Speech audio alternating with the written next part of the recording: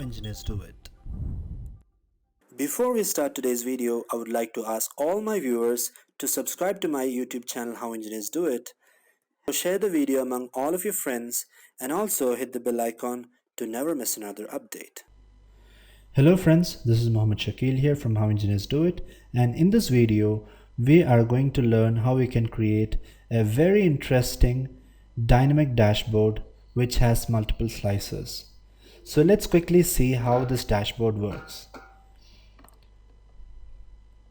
Now we can see that we have slicers for year, quarter, week, month, team and employee. Now all of the slicers are linked to this chart. So if I want to see how's the sales in 2018, all I have to do is I have to click on 2018 and the dashboard is going to update for 2018. You can also see before it was sales by year, and the moment I clicked on 2018, now it's sales by quarter. You can see Q2, Q3 and Q4, and you can also see how the quarters performed in terms of the sales. Now if I had to see how did the different teams perform for those quarters, all you have to do is click on the team names and you can see that that also is getting updated. You can also see that how did the team perform on a particular quarter by clicking on Q3 or Q2 or anything, and you can see that even that is getting updated. And however, if you also want to see how did the team perform in the month of August, all you have to do is click on August and you can see that the sales by week is getting updated on the same chart. Also, you can still change the teams without going back. You can still change. For example, I want to see how did Sea Wolves perform. By clicking on this, you can see that the data is again getting updated. And also if you want to see how did they perform in week 34, you can click on any particular week and that also is getting updated. Also, if you want to see what is individual contribution, you can click on Caden and you can see that on week 34 Caden made sales of $117,285. So that's it about this dashboard. So without further ado, let's begin.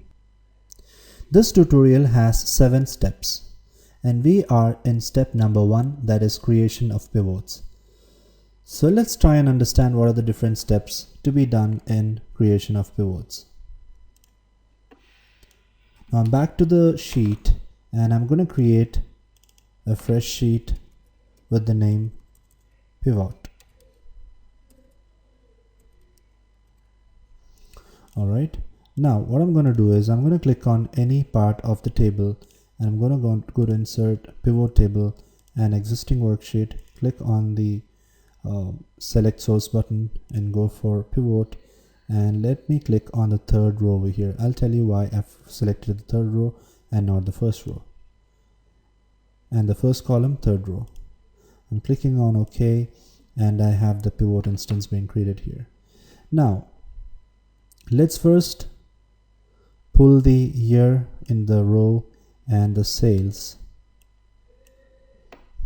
and then we'll select all, Control C, and we'll put another instance here, and in this time I'll put the year here and I'll put the quarter here. Alright, now let's try and understand why did I create this way. The reason is that when I move the year to the filter, you can see that the year moved over here. So I wanted all the table, the table which has the value to be on the same line. Now before we create more instances, let's just first put the number format to